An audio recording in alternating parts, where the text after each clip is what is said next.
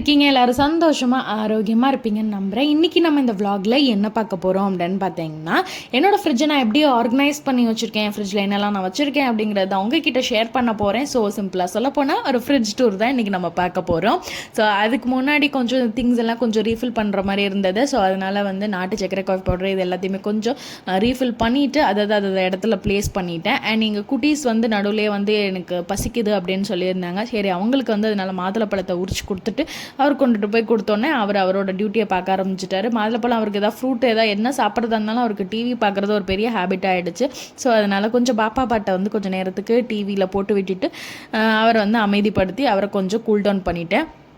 But அதே time குழந்தைங்களுக்கு அந்த ஸ்க்ரீனிங் டைமை வந்து முடிஞ்ச அளவுக்கு நம்ம கம்மி பண்ணிக்கிறது ஆஸ் அ பேரண்ட்டாக ரொம்ப ரொம்ப நல்லது. நம்ம அதுக்கு என்னெல்லாம் பண்ணணுமோ அதுக்கு தகுந்த மாதிரி கொஞ்சம் கைட் பண்ணிக்கிறது நல்லது. நான் இப்போ கொஞ்சமாக தான் அவனை வந்து கொஞ்சம் ஸ்க்ரீனிங் டைமை குறைக்க ஆரம்பிச்சிருக்கேன். ஏன்னா இப்போ தான் ஸ்கூல் சேர்த்துருக்கேன் இல்லையா. ஸோ 1 month தான் ஆகுது. அதனால் முன்னே விட இப்போ ஸ்க்ரீன் டைம் வந்து ரொம்ப கம்மியாகிடுச்சு. பட் இருந்தாலும் இன்னும் இப்போ இருக்கிறத விட இன்னும் கம்மி பண்ணணும்.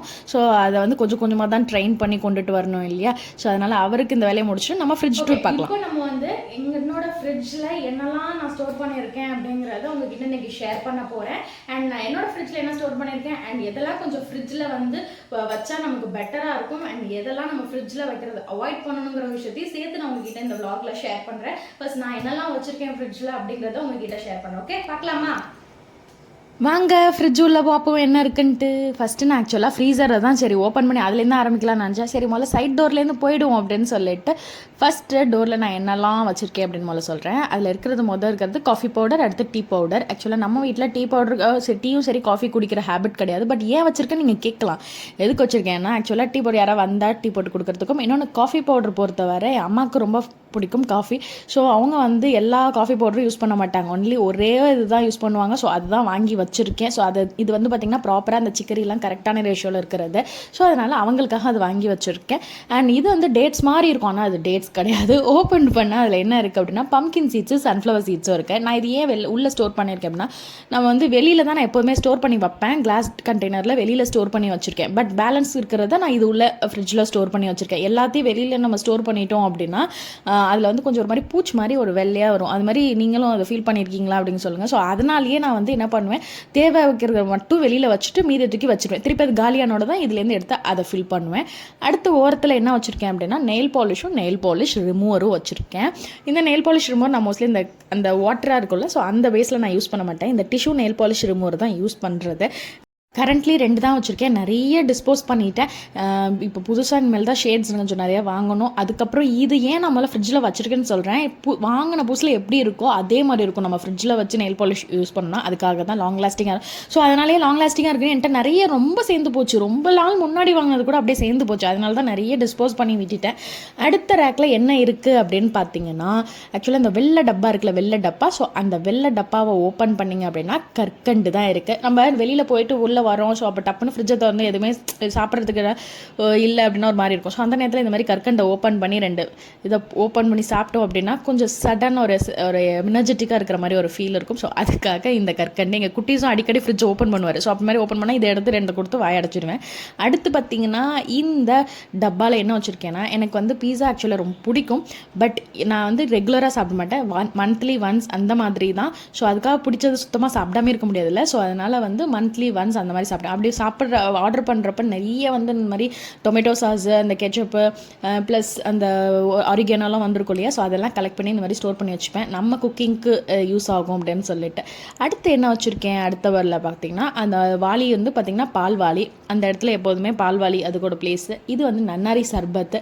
இந்த நன்னாரி சர்பத் எப்போதுமே நமக்கு இந்த சம்மர் சீசன்னா இந்த நன்னாரி சர்பத் தான். ஸோ ஏதாவது வேறு எந்த ஜூஸ் எதுவும் போட முடியலன்னா கண்டிப்பாக ஒரு லெமனு நன்னாரி சர்பத் இதை வச்சு ஒரு ஜூஸ் மேக் பண்ணிடுறது. அதில் கொஞ்சம் பாதாம் பிசினும் நம்ம வந்து ஊற வச்சு அதை ஆட் பண்ணோன்னா இன்னும் சாப்பிட்றதுக்கு சூப்பராக இருக்கும். அந்த ட்ரிங்க்கு குடிக்கிறதுக்கு ரொம்ப ரெஃப்ரெஷிங்காக இருக்கும். உடம்புக்கு ரொம்ப ரொம்ப குளிர்ச்சி. அடுத்தது என்ன அப்படின்னா அது ரோஸ் மில்க் எசன்ஸ். இந்த ரோஸ் மில்க் எசன்ஸ் ரொம்ப சிம்பிளாக வீட்டில் ரெடி பண்ணலாம். அதுக்கு வந்து பீட்ரூட் ஜூஸு, ரோஜா பூ இதழ்கள் ப்ளஸ் ஜீனி இதெல்லாம் இருந்தாவே இது பண்ணலாம். பட் நாட்டு சக்கரை வச்சு ரெடி பண்ணலாம். பட் அது அந்தளவுக்கு இது கொடுக்க மாட்டேது. ஸோ அதனால் அதுக்காக சுகர் நம்ம இது பண்ணிக்கிறது. வேணும்னா சொல்லுங்கள், அதோட நான் ஃப்யூச்சரில் விலாகில் உங்ககிட்ட ஷேர் பண்ணுறேன். இது ரொம்ப முக்கியமான ஒரு விஷயம். இது எல்லார் வீட்லேயுமே இருக்கக்கூடியதுங்க. முடிஞ்ச அளவுக்கு ட்ரை பண்ணுங்கள் நீங்களுமே உங்கள் வீட்டில் வந்து இதை வைக்கிற மாதிரி. ஏன் நான் இதை சொல்கிறேன் அப்படின்னா, இது வந்து கடையில் கிடைக்கிற தேன் கிடையாது. இது வந்து சுத்தமான ஒரு தேன். இந்த தேன் வந்து பார்த்திங்கன்னா ஒரிஜினல் தேனுக்கு ஷெல்ஃப் லைஃப் கிடையாது. நான் வருடக்கணக்கில் நம்மக்கிட்ட இருக்கும், அப்படியே இருக்கும். பட் கடையில் வாங்குறது அப்படி கிடையவே கிடையாது. ஸோ இந்த மாதிரி சுத்தமான தேன் வாங்கி வச்சுக்கிட்டிங்க அப்படின்னா அதில் பல்வேறு பலன்கள் இருக்குது. நம்மளோட ஹெல்த்துக்கு சொல்கிற ஹெல்த் பெனிஃபிட்ஸ், ஈவன் வந்து ஒரு காஃபை கூட வந்து ட்ரீட் பண்ணுறதுக்கு தேனுக்கு ரொம்ப சக்தி இருக்குது. இதை நீங்கள் எப்படியெல்லாம் யூஸ் பண்ணலாம் அப்படின்னு பார்த்தீங்கன்னா, ஒன்று வாழைப்பழம் அந்த மாதிரி எடுத்து அதில் நீங்கள் நல்லா இந்த தேனை ஒரு ஸ்பூன் ஊற்றியும் சாப்பிட்லாம். அப்படி இல்லைனா பாலில் ஒரு ஸ்பூன் ஆட் பண்ணி இந்த தேனை சாப்பிட்லாம். ஸோ அந்த மாதிரி எப்படி வேணாலும் நீங்கள் வந்து இந்த தேனை வந்து எடுத்துக்கலாம். ரொம்ப வெறுமனையாக கூட சும்மா ஒரு ஸ்பூன் எடுத்து சாப்பிட்றதுனால ஒன்றும் தப்பு இல்லை. ஸோ அது ரொம்ப டேஸ்டியாக இருக்குது அண்ட் ஹெல்தி டூ. இந்த மாதிரி ட்ரை பண்ணுங்கள். அடுத்து இது என்ன அப்படின்னா, பனவெல்லம் தான் அதில் வச்சுருக்கேன். ரெகுலராக நம்ம வந்து எடுக்கிறப்ப ஒவ்வொரு டைமும் எடுத்து இடிச்சு யூஸ் பண்ண முடியாதுல்ல. ஸோ அதனால் ஒன்று மட்டும் எடுத்து ஒரு பீஸ் மட்டும் எடுத்து நல்லா அதை வந்து தண்ணி ஊற்றி கொஞ்சம் நல்லா காய்ச்சி ஒரு டப்பாவில் ஸ்டோர் பண்ணிவிட்டேன் ரெகுலர் யூஸுக்கு. ஸோ அதை முடிஞ்சோன்னா அடுத்தது எடுத்துக்கலான்ட்டு. இது என்னன்னு பார்த்தீங்கன்னா ரெட் வைன். இந்த ரெட் வைன் பார்த்திங்கன்னா கடையில் கிடைக்கிறதுக்காக வாங்குறது கிடையாதுங்க. இது நம்மளே ரெடி பண்ணுறது வீட்டில். இது வந்து பார்த்திங்கன்னா பியூரான நமக்கு வந்து கருப்பு திராட்சை இருக்கு இல்லையா, ஸோ அதை யூஸ் பண்ணி நம்ம ரெடி பண்ணின ஒரு ரெட் வைன் தான்.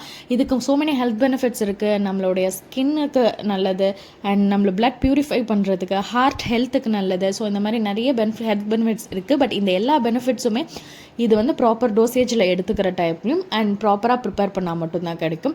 ஸோ இது நம்மளே ரெடி பண்ணது. இதை பற்றி உங்களுக்கு இது எப்படிலாம் ரெடி பண்ணணுன்ட்டு உங்களுக்கு தெரிஞ்சுக்கணும்னு ஆசை இருந்துச்சுன்னா கண்டிப்பாக கமெண்ட் பண்ணுங்கள். நம்ம ஃப்யூச்சரில் இதை ரெடி பண்ணுறோம் அப்படின்னா அப்போ அதை வந்து vlog-ஆ எடுத்து உங்களுக்கு கண்டிப்பாக ஷேர் பண்ணுறேன்.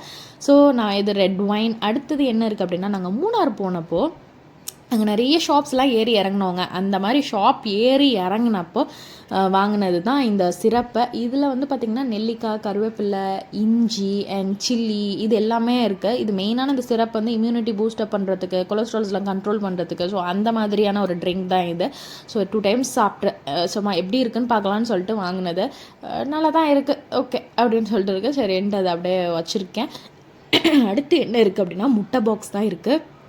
இந்த முட்டை பாக்ஸ் நான் ரெகுலராக பார்த்தீங்கன்னா நிறைய பேர் வந்து முட்டையை வந்து வாங்கி நிறைய ஸ்டோர் பண்ணுவாங்களா, அப்படி பண்ணவே மாட்டோம். இப்போ வாங்குகிறோம் அப்படின்னா அது வந்து ஒரு 4-5 daysக்கு யூஸ் பண்ணுற மாதிரி. அதுக்கப்புறம் அது முடிஞ்ச பிறகு தான் நான் அடுத்து திருப்பி முட்டை வாங்குவேன்.